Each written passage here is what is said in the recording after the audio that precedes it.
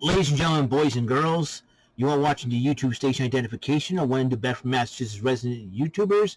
I'm here live in the basement. No, this is not MTV's remote control. And no, my name is not Ken Ober. God rest his soul. My name is Eric Lima. You're watching WEML-TV Channel 77, episode number 164. That's right. April the 20th, 10:55 p.m. I figured I'd do do one more video before I get some sleep so I can get ready to work tomorrow. And check this out. As you know, NXT happened tonight. Before that, the Red Sox beat the Toronto Blue Jays 4-2. Thanks to Xander Bogaerts' 3-run homer. Thank God. Red Sox have been winning. We're 12-6 on the season. I'm very, very pleased about this. And we've been doing very well, so I'm just totally excited about it. So, and also we finished our band rehearsal, and I missed the first 50 minutes of it, but I ended up catching up on that thanks to some streaming services that have NXT up and ready to go. So I'm able to do the whole show.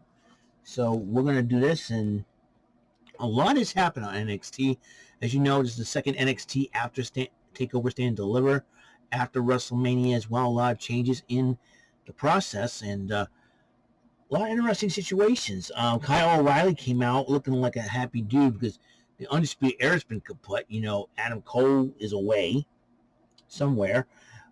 Roderick Strong quit. We haven't heard from Bobby Fish. So that's a huge thing. So Kyle O'Reilly was still standing strong. So he addressed the NXT universe about what's next with Kyle O'Reilly. He says that was Adam Cole's behind me. When next I can move on and move up and move on. Maybe the North American Championship or even it's about time. We'll talk about time. I thought, you can talk about Kushida because Back to the Future. I think he is off cruiserweight limit. I think, but he was talking about Karrion Kross and challenging him. But before all that happened, before he makes his decision, he's the time of all the world. Cameron Grimes comes out and decided to propose a business deal with O'Reilly, and O'Reilly's like acting like he's all cool about it. And then he decided, well, I got a match. I'm going to clear. I got a match tonight. You have to get somebody, and they're all looking around, and they thought, oh, wait a minute, it's you. Punched out Cameron Grimes. Cameron Grimes had a rough night on NXT. Let me tell you. So that was pretty funny. The newcomers, the Japanese sensation Shirai, arrived at the Capital Wrestling Center, was greeted by General Manager William Regal, and along with her interpreter. And then Zoe Starks did not mean her up. She's, listen, I want an opportunity. I will let you know. And she's a big fan of Shirai and wants to take and have a match. And she said, well, how about this? You and Shirai lock up. And he asked Shirai if she wants to match with Zoe Stark, and she says yes. She wants to take on the best, and the two shake hands. It was a great exchange. Zoe Stark and Shirai. It was a beautiful moment. Then LA Knight cuts a promo on Dexter Lumis. Now Dexter Lumis is goofy and cross-eyed and all that good stuff. LA Knight took on Dexter Lumis, and during the matchup, Indy Hartwell, who was having a thing with Dexter Lumis, I'm like, what in the world is wrong with this woman? And Dexter Lumis gives me those old school Undertaker vibes. You know how Undertaker, when he first came out, he was stoic, very focused and intense, not even smiled or anything like that. That's a stoic emotion about him. And Dexter Lumis gives me I know he was Sam Shaw at one point, and he was like obsessed after Christy Hemme. I remember when he was on Impact, but ever since the move over to WWE, especially NXT. You're talking about Dexter Lumis could have that intensity, and I was like, imagine Dexter Lumis going up against Bray Wyatt. Bray Wyatt having Lumis as his new son of the Wyatt family. Think about that for Bray. If Bray Wyatt decided to put a new Wyatt family together, Dexter Lumis would be perfect for that because he's that stoic and intensity, and plus he's a talented artist if you think about it. Dexter Lumis, you got to look out for him. That guy's a threat. Any championship. And so the Way's been having so many problems with this guy. They have problems with Bronson Reed. I'll get more into that. So So LA Knight and Dexter Lumis had their matchup. Indy Hartwell came and distracted Lumis. But then in the end, LA Knight took advantage of the situation and beat Dexter Lumis. And Dexter Lumis is not an easy man to defeat, that's for sure. And then during the match and then after the match, Hartwell came into the ring, was concerned, and they were about to kiss, and then Johnny Gargano, canceled the reign, Austin Theory interfered. I'm like, oh, good Lord. Can those three idiots just leave those two alone? Keepers. Leon Ruff addressed Isaiah Swerve Scott, which was huge, because Leon Ruff's really stepping up ever since the feuding with Isaiah Swerve Scott. And then Beth Phoenix had an opportunity to sit down, interview with Io Shirai. She's talking about Io Shirai's first championship win, being the NXT Women's Champion, defeating Rhea Ripley and Charlotte Flair at NXT TakeOver in Your House over the summer. But then also you got the matchup at NXT TakeOver Stand and Deliver, which she lost. She says, Raquel's been a tough challenge. When the time is right, I'll get my rematch and I'll be champion again. So what's next for you, Io? She goes, rest. She needed a rest. She can take all the rest. She deserves to have that rest. So Io Shirai is going to be resting up, and will be and once the time is right. But then Frankie Monet's dog Presley decides to walk on the table, and then Frankie Monet apologized, and then Frankie Monet says, "I'm going to introduce myself. My name is Frankie Monet, and it was great to meet you and all. And I'll fill in for you while you're resting and all that." And then Beth, and she goes to Beth Phoenix. I've been feeling you since I was a kid. I'm like, oh, good Lord, disrespecting Beth Phoenix. So, and then Io was upset, started saying something to Frankie in Japanese, and don't know what she said. I wish we had subtitles for that. But then she looks at Presley, Frankie's dog, and she goes, "I like cats," and walks out. So I think Natty and Io may have something in common. If you like cats, Io, talk to Natalya Neidhart. She's the ultimate cat girl in the WWE. You will like it. So, and then Breezango has been known for their humor, but they paid tribute to England, possibly honoring the British Bulldog as well. They had like the English Queen's Guards, and they were trying to be stoic. But Wade Barrett, of all people, I was shocked because I thought there's these two buffoons. I thought he was going to make fun of me. He said, "Well, thank you," and he thanked them. And then the Grizzly Young Veterans came out, started, Zach Gibson always running about.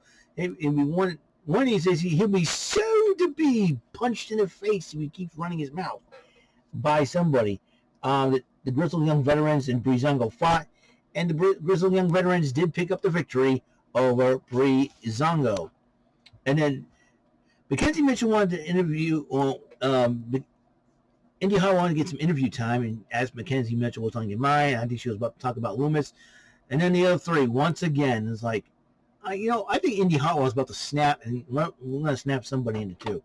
But anyways, and the way he's been running their mouths, and then Bronson Reed says, "Hey, what's wrong? Don't you love love?" And they're like, no, Johnny Gargano. I was like, Johnny Gargano, someone. So anyways, it's awesome. I made a match. If Bronson Reed beats me, he gets a title shot against you. What are you doing? He beat you last time. I think Austin Theory got a few screws loose ever since being captured by. I think Dexter Lumis really scrambled his brains up. Let me tell you, it was a crazy thing, man. Let me tell you. All right, so. And then the matchup, Saray versus Zoe Stark happened. Saray made her debut. She was very impressive. And talking about Joshi Wrestling. And before that, Mackenzie Mitchell interviewed Cameron Grimes. And Grimes just found out he got outbid by Ted DiBiase in some NFT stock or something like that. Cameron learned a few things from Ted DiBiase, the $1 million man. Come on, he has all that money in the world. And it's actually during the match, so the match, Saray made her debut, and she looks beautiful. She looks great and awesome. She's the Warrior of the Sun. Her and Zoe Stark had an excellent matchup, but Saray finished off Zoe Stark with a sort of like a Saito suplex move, 1, 2, 3. Saray did pick up the victory, and the two hugged and bowed to each other in respect. And then as Zoe Stark was letting her have the ring moment, Here comes Toni Storm, blindsiding Zoe Stark from behind. So it looks like Toni Storm's not done with Zoe Stark yet. Toni Storm wants some vengeance, and I'll tell you one thing right now. You're talking about adding to the women's division already. It's going to be one heck of a division, let me tell you. Then Mackenzie Mitchell interviewed Dakota Kai and Raquel Gonzalez. Gonzalez says, bring them all on until there's no one left. Basically what he said. And then Candice LeRae and Indy Hartwell were talking, and then all of a sudden Hartwell got distracted by Dexter Lumis. Candice LeRae decided to confront Shotzi and Ember Moon to tag the NXT Women's Tag Team Champions. Candice slapped some cup of water in Ember's face. The two grabbed her, and beat her up. And then Kushida came out. The new Cruiserweight Champion issued an open challenge. Orny Lorcan accepted that challenge, and in the end, Kushida did win. But Legado del Fantasma attacked Kushida, but MSK decided to even things up. So that leads to a matchup next week, the 6-man tag match. MSK and Kushida, which I think Nash Carter already called it a dream team, go up against Legado del Fantasma. Mercedes Martinez calls out Raquel Gonzalez and accusing her of ducking her and all that. Mind games. And then Theory and Gargano were talking until Candice LeRae came to them all shaken up. And then Indy Hartwell says, I talked to William Regal. We got our tag team title shot. So that match is going to happen. But Candice LeRae is not in a very good mood. Ever Rise, friends of the show. No, I'm a friend of their show because I got their shirt and they call me the official friend of the show. Their show, actually. It's really cool. Took on Imperium in a tag match. Imperium did win. But during the matchup, Drake Maverick tried to attack Alexander Wolf, but then Killian Dane, who had a history with Wolf being his former Sanity partner, pushed Maverick away. Maverick says, I want revenge. And, Killian Dane was trying to calm him down. I'm like, what's going on there? So that's crazy.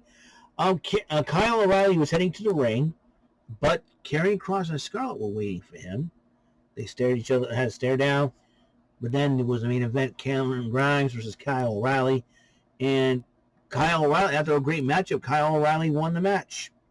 So that was your main event. So what's next for Kyle O'Reilly now? Hopefully Cameron Grimes learns to shut up next time. So that's your NXT Event Center for April the 20th, 2021. That's all the time we have on the show. And I got to get some sleep, and I got to upload this, then get some sleep. And I will see you guys on the next episode. This is Eric Lima for WEML-TV Channel 77. Bless out. See you in the next episode.